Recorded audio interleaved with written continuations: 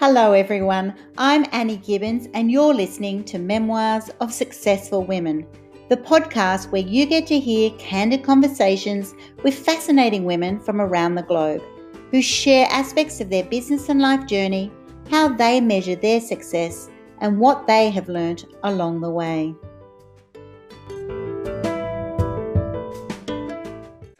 Hello and welcome to Memoirs of Successful Women. Today I have the gorgeous Paula Shepherd, who calls herself the confidence guru.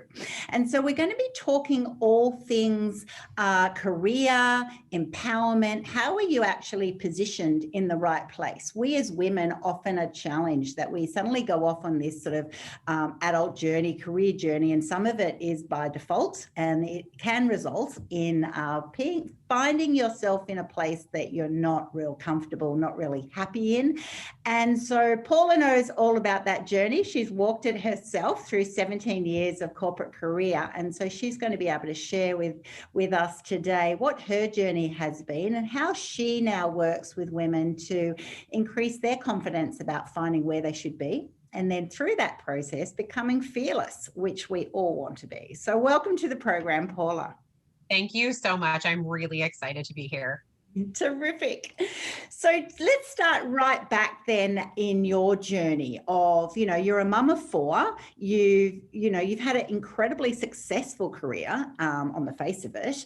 And then you suddenly come to a moment and went, you know what, this isn't really where I should be, but how do I get out of it? So tell us all about what was your journey and what did it result in? Yes. So my journey started, I'll give you the abbreviated version, but the journey really started with, when you go to college, you have to figure out what you want to be, and you're so young. And I really, at first I chose a job, I changed my major 3 times. And I chose a job that I thought I would really love, which was in music. And I heard a lot of noise in the background about why I shouldn't do that. It wouldn't pay a lot of money. They were going to get rid of music in the schools. And so I chose a career and a path in communication. I just went, let's get as bland as we could get. If you're not going to get a business degree, get a communication degree, right? Right. And I knew that I wanted to be in journalism in some way. I actually had a PR emphasis, and I really loved all of that. But somehow I got out of college and I did not get a job doing that. And what I started to do was see people around me getting jobs, and the market was very tight at the time. I just tried to get a job so that I could make a lot of money. Well, what I wound up with was a job in a nonprofit to start with. And I loved my job, but I made a pittance. And I adored it. I loved the people I worked with. They showed up because they loved their job. But I wasn't making any money. So I left. And I wound up getting a job through a friend. And then again, through my sister, who was working for a company, Fortune 500 company, and shifted more to a government contractor role. And in that role, I was able to almost triple my salary. Wow. From my nonprofit. And so I was like, wow, there's something in this. And I loved it initially because I could learn.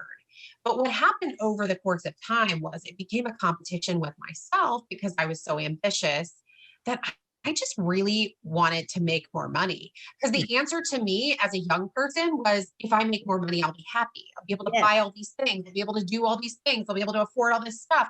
But then you just try to keep up. And so you wind up needing more money and more money and more money. Like, the money is not fulfilling. And you don't realize that as you're growing up. So here I am, 40 years old in my corporate job. And it was actually the year I was turning 40. And I just really knew that I didn't like it anymore. There was something about it. I was getting upset all the time. It didn't really resonate with the people that were there. People that I really loved to work with were leaving the job. And I was realizing that when it came down to it, that I didn't like the job. I liked the people that I was around. Yeah. And that I couldn't do this for the rest of my life. Because at first I had conceded that I would be doing this until I retired. Yeah. And that seemed so far away, and I did not want to be miserable for that long. So the year I turned 40, I made a decision that I was going to leave my job by August 31st of 2020. And of course, I told very few people this, but I did tell some people this. And I had no idea how I was going to get there. I just knew I was going to do it. In the meantime, I had gone through a coaching certification program, but I didn't really know what that meant. I thought I would get certified and I would just be a business owner and I would just know what I was doing. And I graduated and I didn't know what I was doing. But then I saw that date coming and hired a coach, and spent a lot of money on a coach that I was not prepared to spend, but I was really desperate because I needed to be out of this situation. And actually, that was in February of 2020. And in May, I gave my notice and left that job. And so I have been a full-time entrepreneur since then. And I have been building my business and really figuring out who I am in the process more and more and more. And I will say to anyone that's listening to this thinking, well, I can't do that. What does she have going on in her life that allows her to do that? I didn't have a big savings account at all. I was the primary breadwinner in our family by a long shot. I made well over 6 figures in my corporate job. So leaving was not an easy thing for us to do financially. It wasn't something that I could just say, okay, well, I'm just going to be a stay-at-home mom now, or I'm going to do this thing. I have 4 children. The youngest is 4, the oldest is 15. And so we have those expenses as well. And I also carried the health insurance. And here in the US, that is not a cheap thing. So I had really all the cards stacked against me, but I wasn't willing to let those things allow me to feel the way that I felt every single day when I was going into a job that just didn't light me up, and taking the risk to do something that I was passionate about and remembering how I felt all those years ago when I didn't make a lot of money, but really loved my job, started to light that fire again in me. Wow. I think a lot of people will be relating to that. How quickly 15 to 20 years can go by, and then through a chain of events you end up in a role, and it doesn't mean that you're not good at it. You're probably very good at it, and knowing that you like the people you're with but you don't love the job.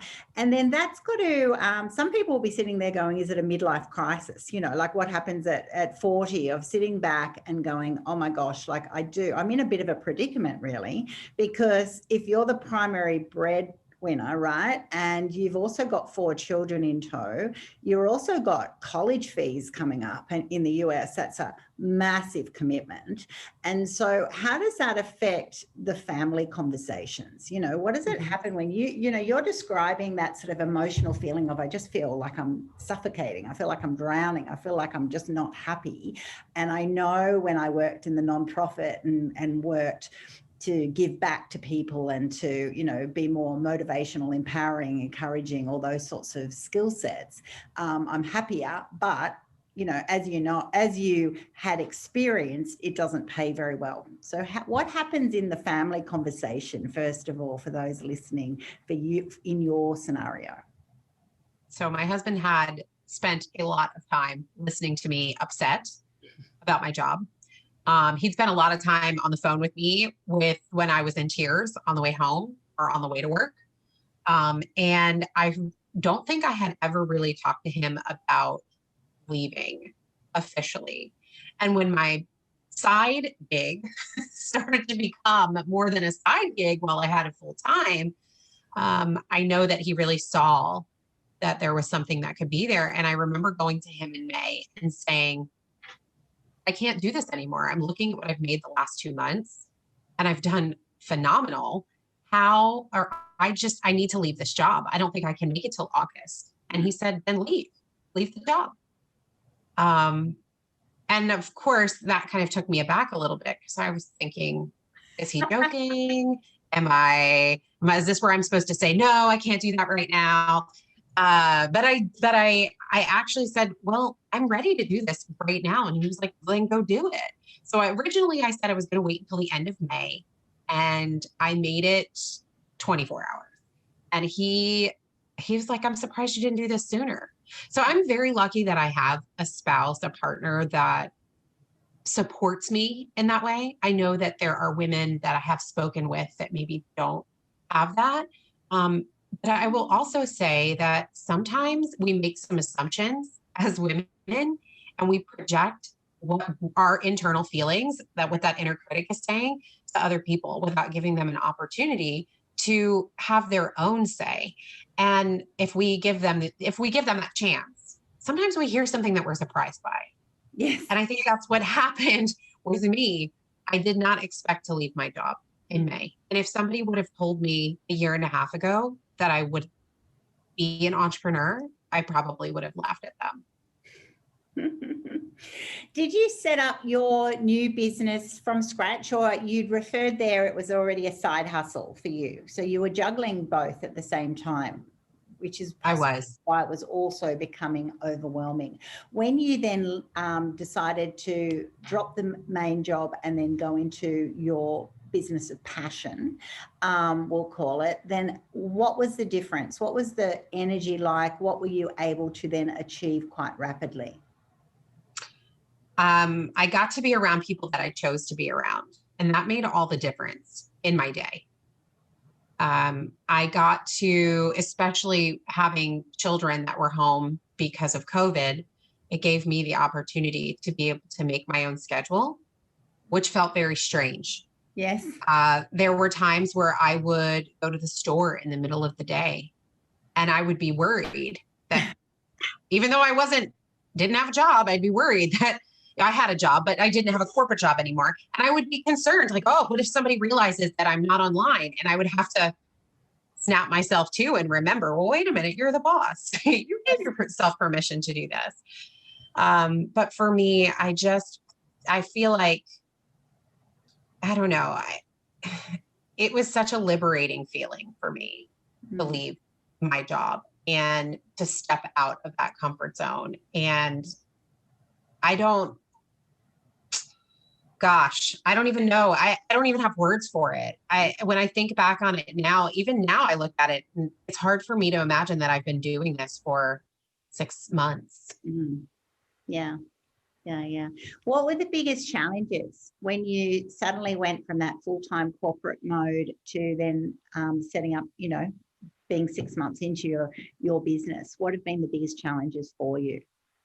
The biggest challenge for me was getting over the 9 to 5 mentality. That idea that you have to work 5 days a week, 8 hours a day, or 10 to 12 hours a day, that you didn't have to kill yourself. There were a lot of times, like I mentioned, in my corporate job where I was worried that someone might think I'm not working. So I was always quick to respond to people. If someone sent me an instant message or someone emailed me, I wanted to respond right away. And I was always very, very concerned that someone would think something ill of me if I didn't do that.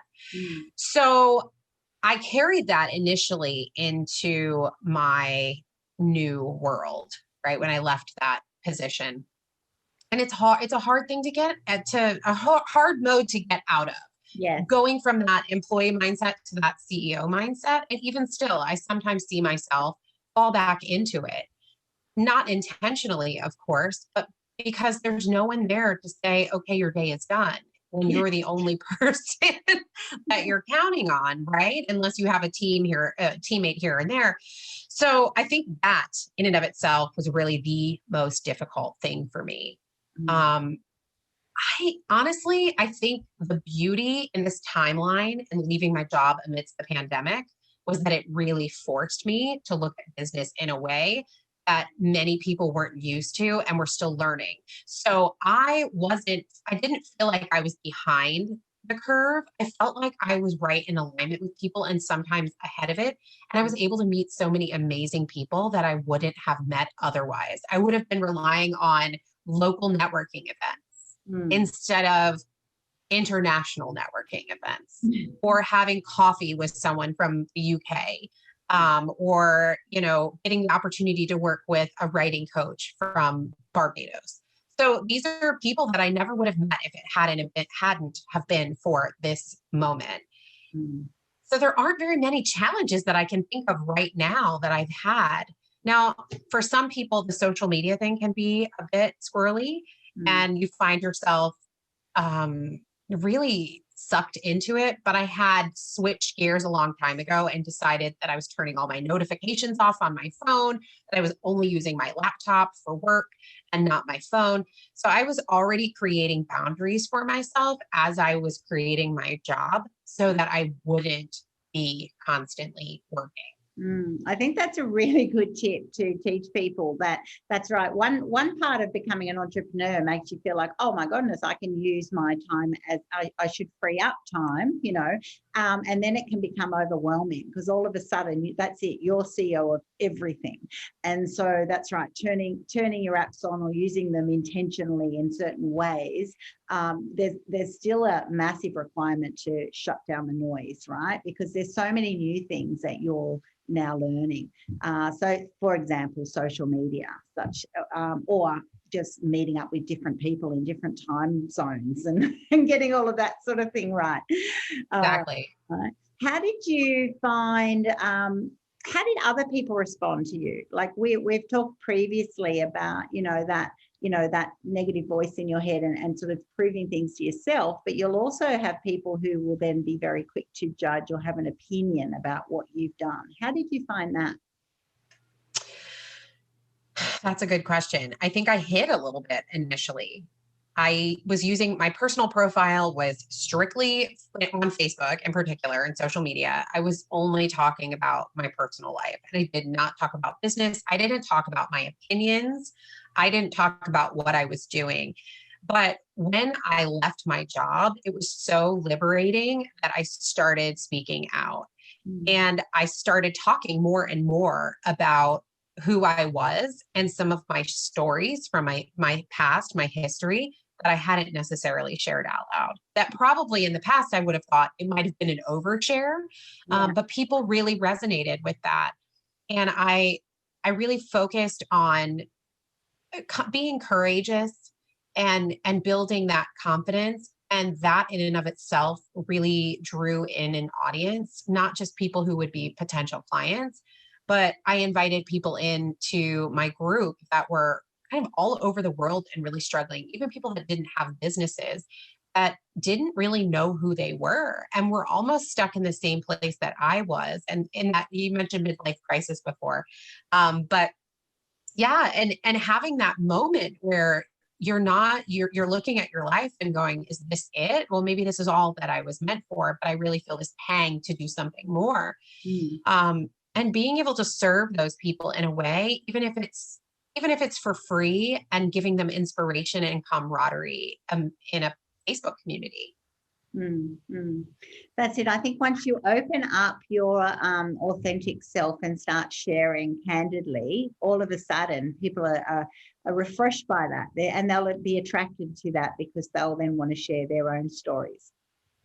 Why do you think so many women are in this situation around 40, around 50 of going, how did I get to this stage and I'm not in the right place? What do you think socially is happening there? It happens more than men, right? It does. It feels like it does. So one of the things that I have noticed, and I think it still continues, even when people do decide to go out and start their own businesses, et cetera, is they're listening to what other people are saying and they're not defining their own version of success or what they want their life to look like. And so, for instance, I was talking about this in terms of coaching. We'll hear a lot of coaches say, scale to 10K months, scale to 10K months, but that's not everyone's version of success. Yeah. Some people just want to, have a 3K month and they want to make sure that they have time, they're off on this day and this day and they spend time with their family, or they want to be able to go anywhere to go on vacation whenever they want. Everyone's definition of success doesn't look the same. And I think that starts really early on. And I'm evidence of that, I believe, when we ask these kids, we ask children to decide what they want to be for the rest of their lives. And you go to college, and particularly in the US where you're spending a lot of money, many people in college, loan debt, and you have either parents or you that are paying for something, you almost feel this obligation to follow through with it. Yeah. Yeah. And I've heard that from so many women where they're stuck in a job and they don't want to leave because their parents paid for their education, or they spent all of these years and they feel like they would have just wasted it if they stopped now. But they just have this calling to do something more. And there's this time, and especially now, this evolution within with the pandemic, particularly, where people are getting the opportunity where they never had before, potentially, to work from home and see and feel what that's like. And knowing that they never want to go back to an office. They don't want to do that. They want to choose their schedule. So I think what happens is we fall in line with what society tells us to do. And it's very difficult for us to step out of those bounds and do what feels right in our heart and our gut. And we get to this age where we realize, screw it, I'm going to do whatever I want because life is too short. 20 years went by just like that. I still don't like what I do, and I'm not going to do it anymore. And many of the women that I've spoken to are mothers, not all, but many mothers in particular. They don't want their children to do this. They don't want their children to waste 20 years doing what they did. And their transformation is so evident to their kids. They want it to be so that their kids know that they can do what they want to do. They can go to college if they want. They don't have to go to college if they don't want to. They can be an entrepreneur. They can work for someone if they want to, but that their potential is limitless and not bounded by society's judgments, truly. Yeah. I think that's such good advice. And I've definitely noticed that shift in a generation. And I've just been out for lunch with my daughters on the weekend, actually, and had that same sort of conversation. They're in their 20s now. And it's a bit of how are you going in your life, and are you working to achieve your best self? And one of them wants to be an actress and the other one is into statistics, like polar opposite girls, but therefore need to be are designing their lives very differently. And I think that's a whole new generation that I wouldn't have done. I did a qualification because it was expected of me, and have done a whole crazy journey of 3 degrees to get to be a CEO where I am now. And so that's right. I think this enlightenedness and this awareness of women in their 40s and 50s now goes and says, okay, how can we change that? And it's a good thing to change that when having those conversations with our children. But I know it's still really difficult because that's right. We've put them through schools. We want them to earn well. We want them to be set up well. That desire for them, it's a really fine line of backing them and supporting them, but also, not wanting them to, be poor or fall on their face a lot of times, or, to have those hard times, even though we know that's how they learn and grow, right? So it'll be very different for you coming through with your 4, being able to make, have those discussions with them. So those ladies that you're now attracting in your business, you're calling yourself the confidence guru. Why have you called yourself the confidence guru? Well, I have stepped out of my own shell, right? So I quieted myself for a very long time. And it took me a very long time to feel confident. I used to walk into a room and I'd be quiet and I'd take the chair on the perimeter of the room in the office. And I've done so much work personally to bring out and courage. I think it's more about courage and taking courageous steps and being really brave, being able to take those risks. I've been able to help so many other women do the same thing by really getting down to who they are. And I actually had a client of mine refer to me as the confidence guru. And it just kind of stuck. And we said it kind of jokingly, right? But it stuck, and it's a hashtag that I use on my LinkedIn as well, and also on Instagram at times. But these women go from uncertain and very unsure of themselves to no longer asking permission. Even when they're in relationships, they're not asking their spouse if they can do this. They're telling their spouse, this is what I want to do, and approaching their relationship as a partnership instead of creating this expectation that they have to ask people for permission to move forward. So there are a variety of different areas that women I've worked with, stay-at-home moms. I have worked with women in direct sales. I have worked with women that have a 9 to 5 job. They're not looking to get out of it.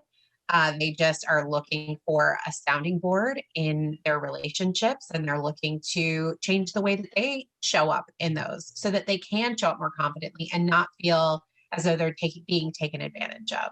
Mm. And because of that, there's such an array of women that I work with in all different walks of life that why not the confidence guru? I totally We love can all that. celebrate ourselves in some way. Exactly. And what better way to do that than it's how your clients refer to you. Often in business, we kind of find it difficult to articulate, what exactly do we do? And that's what I did. Even my program's called Magic Transformation, and that was because I asked people, what do I do? And they said, you make magic happen, right? So it's really interesting that same sort of concept of it's actually really on point, because your business is actually what people receive from you rather than what you think you do, right? So I totally love that. You talk also about as your confidence rises, your fear falls away. What sort of fears do you notice with your clients that, seemed huge and then don't become a problem? Yeah, they don't trust themselves. They just don't trust themselves. They don't trust that they'll hold themselves accountable. They don't trust that they can have a life that looks different than the one that they have right now. They don't trust they can have a relationship that looks different. And when I say a relationship, I mean, first and foremost, the one that they have with themselves.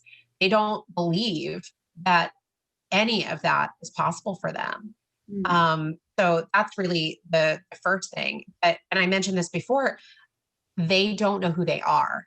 They've never had an opportunity to explore who they are. They've been told things like the world doesn't revolve around you, or to be humble, or to know when to stop. And all of those things subconsciously affect them to the point that they stop speaking up, they stop speaking out, and they need to rediscover who they are. And I think as we step through different periods of our lives, we need to do that work more readily, because we do change as an individual. So really for these women, it is all about learning who they are. Which is so, it's so strange that we have to do that, but so much, that's right. I think as women, we often just don't take the time to pause. We don't take the time to sit back and sort of, who am I? And to do it regularly. The fact that we do change. People often think, I haven't changed that much. Of course you will change. You will change, from, in your early 20s a lot, or you should, as you grow into yourself, finding those passions and areas that, get you excited and also get you angry, to learn your emotional responses to things, to find out where you fit and who you should surround yourself with. The big choices that you make intentionally with your friendship circles, and the way, as you referred to, the way you show up in your relationships. It's all a huge part of our journey that we do need to take seriously.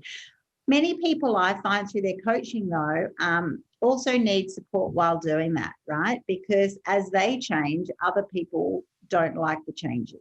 Other people will suddenly push back and go, who are you? Like, that's not you. Whereas, so you're finding yourself, and they're saying you're not you. You're not the person that they're used to working with.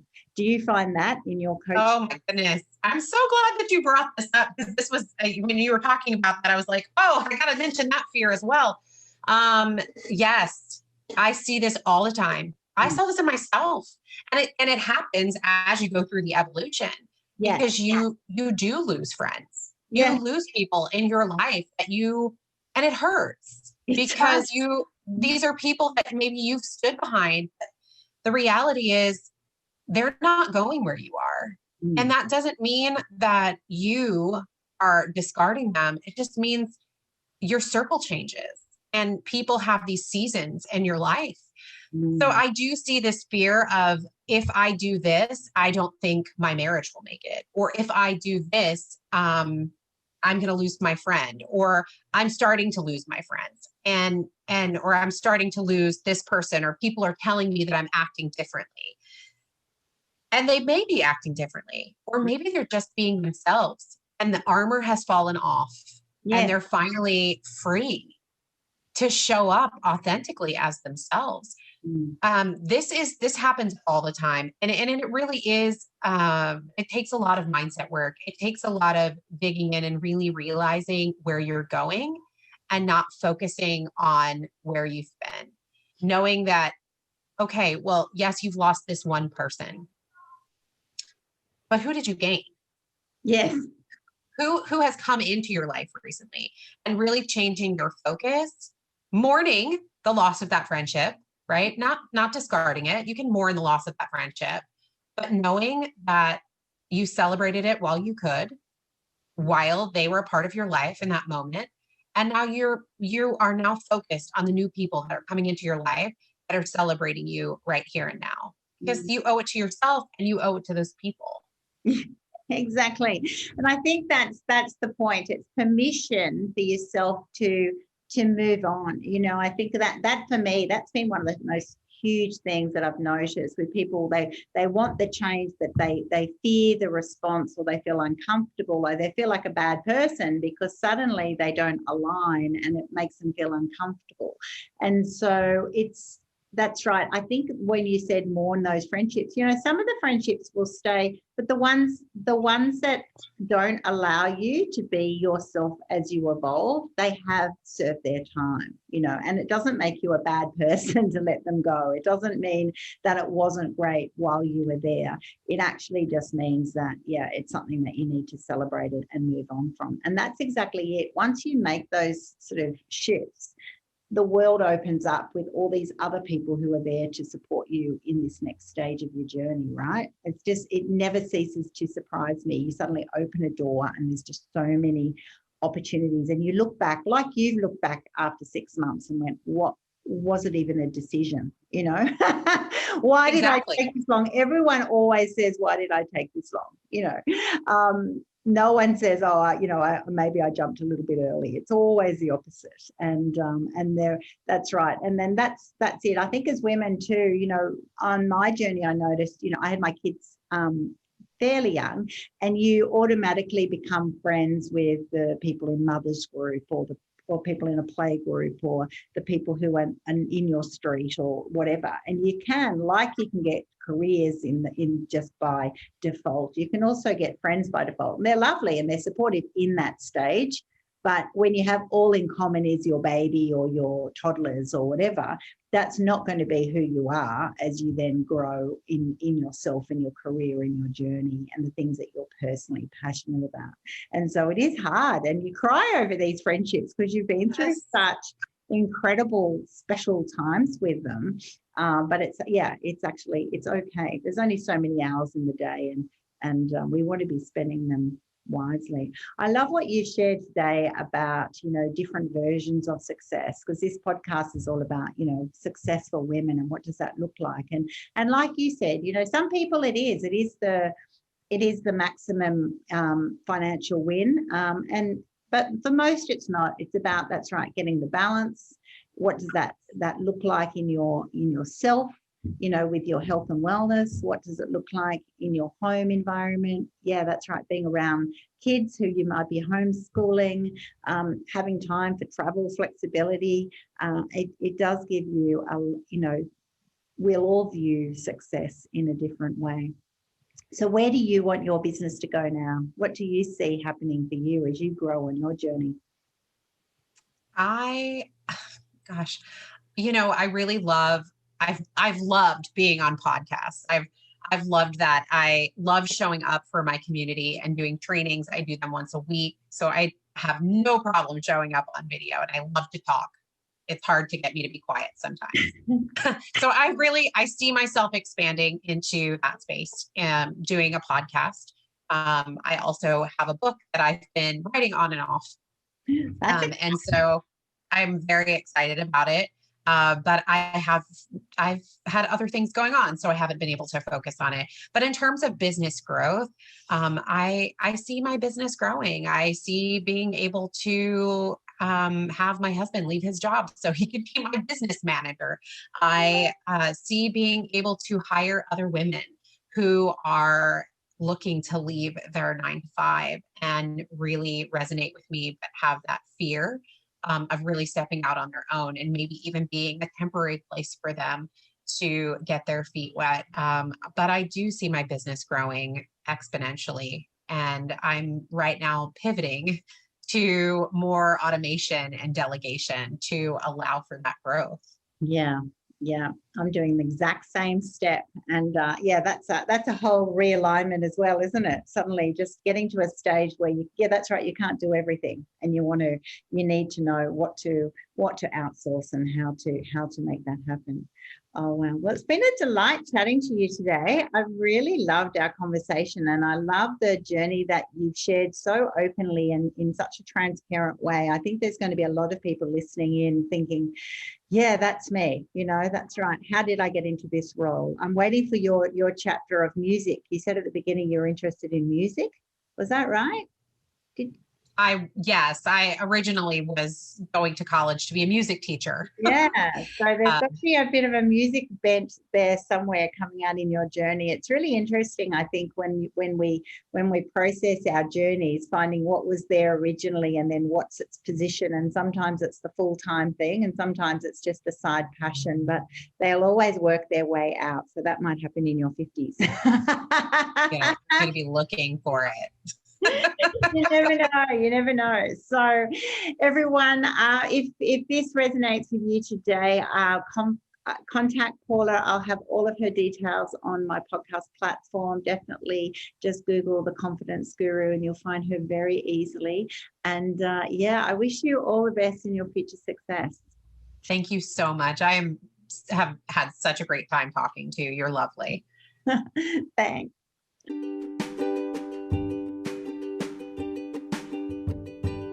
Thanks so much for listening to this episode of Memoirs of Successful Women. You can find me at anniegibbins.com, where you can download my free resources, get connected on social, and check out my online magic transformation program. If you love this show, feel free to subscribe to future episodes, and of course, share it with your friends. I'll see you again soon, and until then, happy podcasting.